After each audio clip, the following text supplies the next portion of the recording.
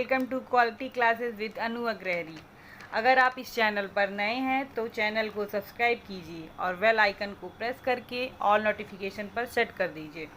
Last में अगर आपको वीडियो पसंद आता है तो इस वीडियो को ज़रूर लाइक कीजिएगा। चलिए अब आज के टॉपिक पर आते हैं।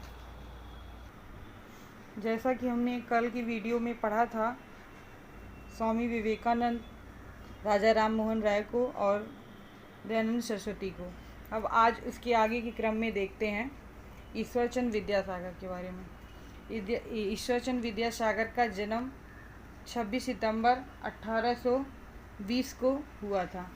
इनका मुख्य योगदान विधवा पुनर्विवाह एक्ट 1856 पारित करवाने में था। इन्होंने बहुविवाह प्रथा और बाल विवाह के खिलाफ ये रहे थे। इनकी एक पुस्तक थी वर्णोपरिचय, जिसका अर्थ होता है अक्षरों का परिचय। ये जो कि ये बंगाली भाषा में है। ये वर्णोपरिचय जो बुक है, ये बुक बंगाली भाषा में है। और सबसे इम्पॉर्टेंट इनका ये है विधवा पुनर्विवाह एक्ट। ये क्वेश्चन पूछता है विधवा पुनर्विवाह एक्ट किसने पारित करवाया था, तो वो हो जाएगा ईश्वरचंद विद्यासागर ने। और फिर उसके बाद इनकी मृत्यु 18 जुलाई 1891 में कलकत्ता में हो गई थी। अब आइए आगे देखते हैं ज्योतिबा फूले के बारे में। ज्योतिबा फूले, इनका जन्म 11 अप्रैल 1827 को महाराष्ट्र में हुआ है। और फिर इसके बाद इनका मुख्य योगदान क्या था कि ये जो दलित और निम्न जाति के लोग थे उनके कल्याण के लिए इन्होंने एक संस्था बनाई थी, सत्यशोधक समाज, जो कि कब बनाई थी? 24 सितंबर 1873 को ये जो है सत्यशोधक समाज की स्थापना इन्होंने किया था। और ये जो आंदोलन था ये दलित और निम्न जाति के कल्याण के लिए था। और फिर इनकी 3 पुस्तक है, गुलामगिरी, सार्वजनिक सत्य धर्म और सत्यशोधक समाज।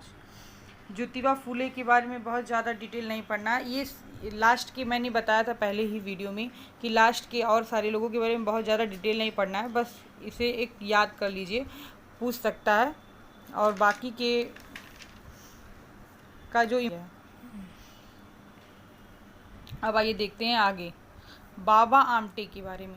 बाबा आमटे इनका टाइम पीरियड 1914 से 2008 है, जिसमें से ये 1914 जो है इसमें इनका जन्म हुआ था।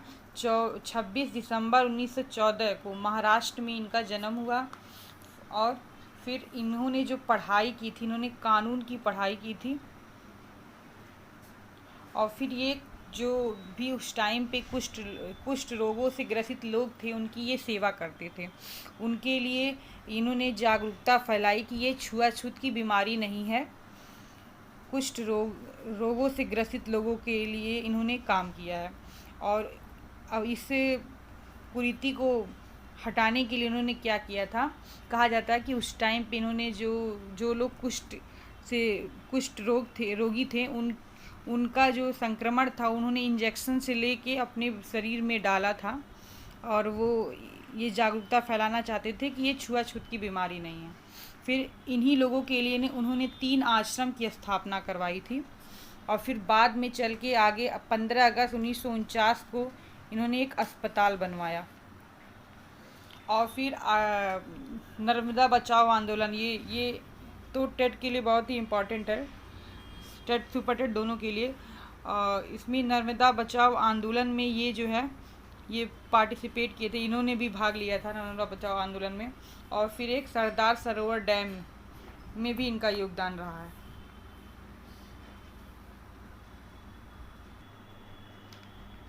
अब आइए आगे चलते हैं विनोबा भावे। विनोबा भावे का टाइम पीरियड 1895 से 1982 है।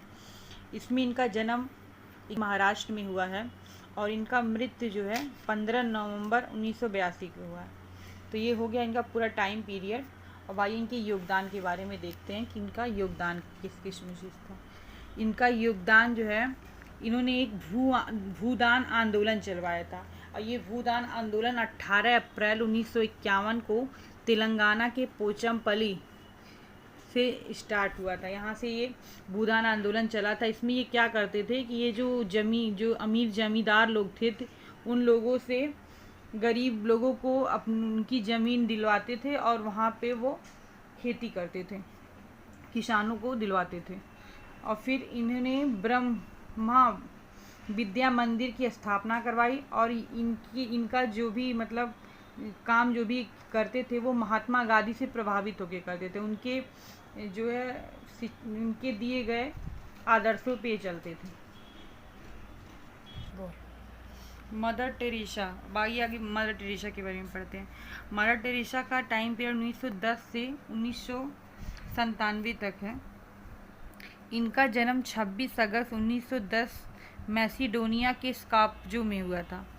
ये जो है ये इंडियन नहीं थी, ये मैसिडोनिया की थी। यहाँ पे इनका जन्म हुआ था। और इनका नाम शुरू से ही मदर टेरेसा नहीं था। इनका नाम एजेन जोजे वोकाज्यू था, जो कि ये रोमन कैथोलिक धार्मिक सिस्टर थी। बाद में ये भारत में आती हैं और भारत में 6 साल काम करने के बाद 24 मई 1937 को इनको मदर की उपाधि मिलती है और फिर यहीं से इन्हें मदर टेरेसा कहा जाने लगा। 1948 में कलकत्ता से इन्होंने अपने मिशन की शुरुआत की और ये 6 महीने की जो है डॉक्टरी की 6 महीने की पढ़ाई की थी। और उसके बाद उन्होंने जो निम्न जाति और जिन्हें लोग छूते नहीं थे, अस्पृश्य लोग थे, उनकी ये सेवा करने लगी। क्योंकि जो ये निम्न जाति के लोग हुआ करते थे उनको जो डॉक्टर और वैद्य होते थे उन्हें वो छूते नहीं थे, जिसकी वजह से उनकी बिना दवाई के जो है उनकी मृत्यु हो जाती थी। इसलिए उनकी सेवा करने के लिए उन्होंने अपने मिशन की शुरुआत की। 1950 में ये 12 लोगों के साथ मिलकर इन्होंने एक चैरिटी ऑफ मिशनरी की स्थापना की। 1976 को नोबल शांति पुरस्कार इन्हें दिया गया। ये इम्पॉर्टेंट है, नोबल शांति पुरस्कार 1976 में दिया गया था।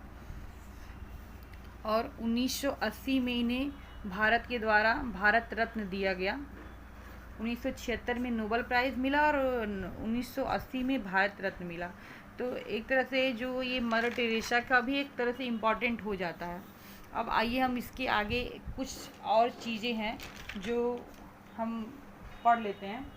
सारे संगठन की किस संगठन का किसने स्थापना किया है और उसका कुछ मुख्य बिंदु इसमें।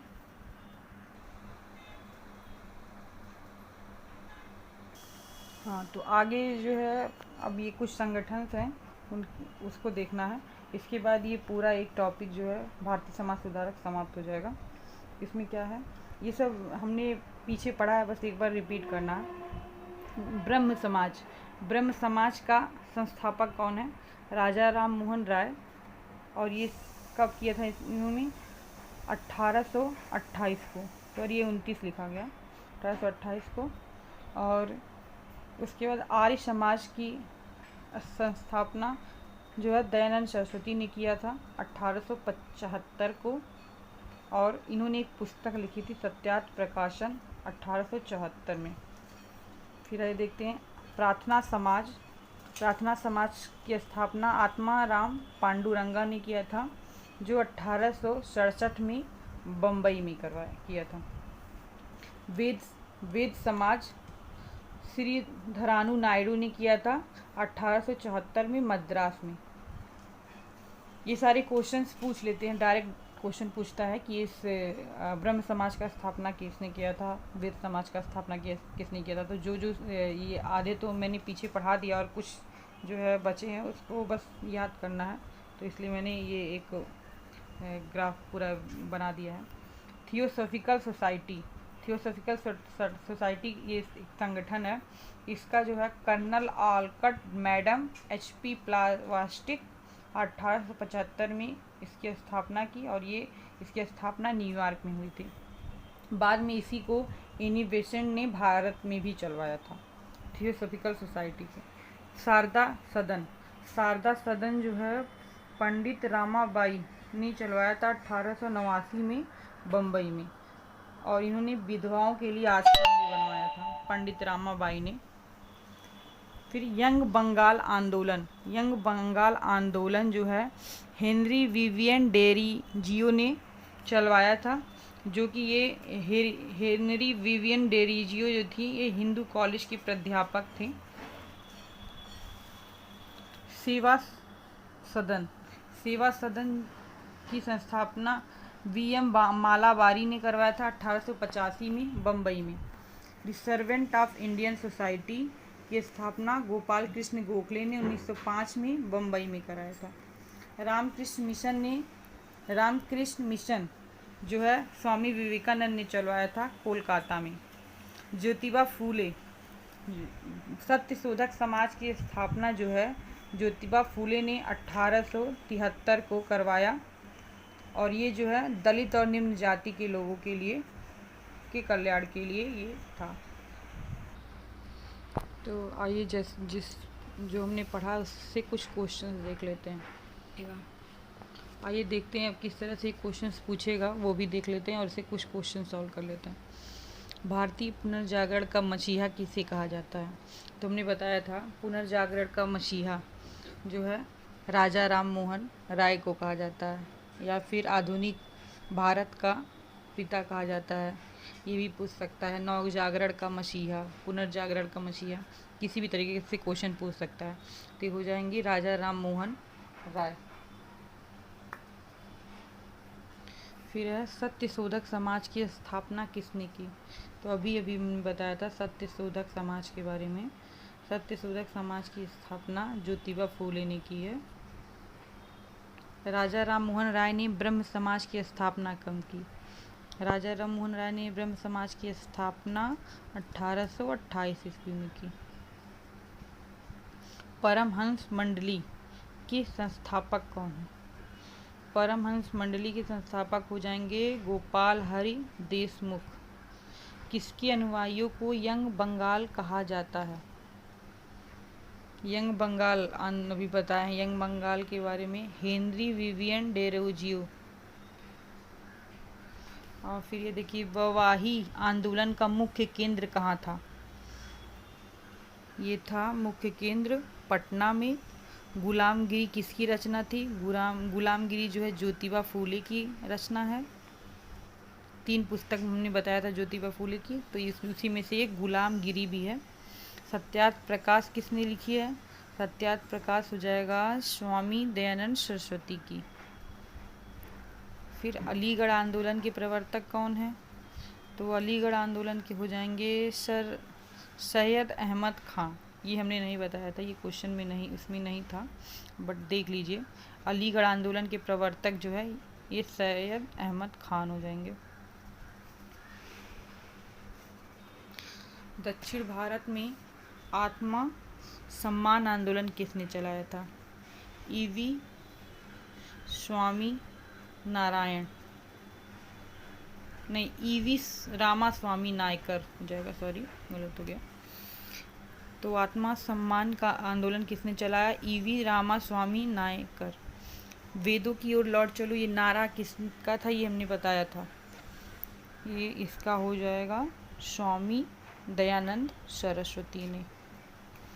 विधवा विवाह के प्रति समर्पित कार्यकर्ता कौन थे? विधवा विवाह